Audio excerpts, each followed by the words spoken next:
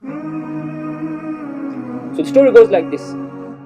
This man who was as upright as somebody could potentially be in modern day society, he attends university, and that's where it all started. He goes to university and he meets a woman. He went to university and he met a woman, and they were doing normal group work, and he said that I never thought anything of her. I never thought of anything of any woman in that group. I was just doing my work. I was coming to university. I wanted to get my degree. That's all I cared about. And then what happened was, he goes, we had the group chat. We used to all message on there. And then one day she began to private message me. She began to private message me. And he goes, at first I was a bit reluctant.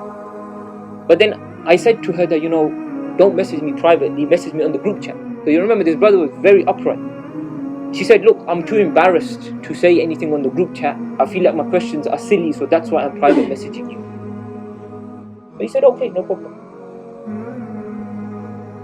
Now, as soon as the door of private messaging opened, the door to irrelevant conversation opened, non-professional conversation opened, all of these things.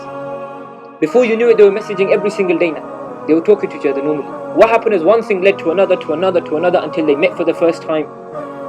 And then until the brother committed zina with this sister. A brother who was so upright, you would not believe it. I was shocked. I was so shocked when he was telling me this. He committed zina with this woman. But this is the thing. He said to me, he goes, you know what I feel worse about than the zina? I said, what? He said, I have been with that woman, and he goes, I've committed zina. I've gone to the shower, I've showered, and I've come back and I've prayed Salah in the same room while that woman is still in the bed, and I've prayed Salah. And then after I wrapped up my prayer mat, I went back into the bed. He goes, entire days and weekends I've spent like this. I'm going hell, I'm destroyed, I finished myself. And he goes, I can't control myself. I don't know what to do.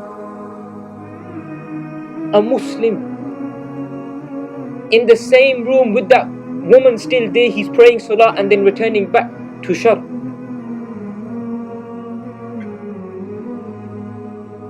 And I was so shocked to hear this. And I said to him, obviously I advised him to leave the shar, to leave the evil, to cut contact with the woman, or to make it halal. And he said, but what if I can't? He goes, I don't know if I should continue praying Salah. Look at the environment that he's establishing Salah. And I said to him, look, Salah is fard. Salah is separate from that sin. I said, if you leave Salah, you will have no hope of return. The hope of return will become a lot less. Don't leave your Salah. Don't leave your Salah no matter what the situation. He said, okay. He goes, of course I'm going to try to cut off contact, everything, do all the rest. No problem. His haram relationship continued on for a while. It continued on for another 7 months. And he would commit haram, pray in the same room, commit haram, pray in the same room, commit haram, pray in the same room. This is a reality, I'm not making this up. Wallahi, Allah is my witness, this is the truth. This is not a made up story, this is truth. This is happening today, it's happening with this guy. And he continued praying Salah until he said to me, one day I went home.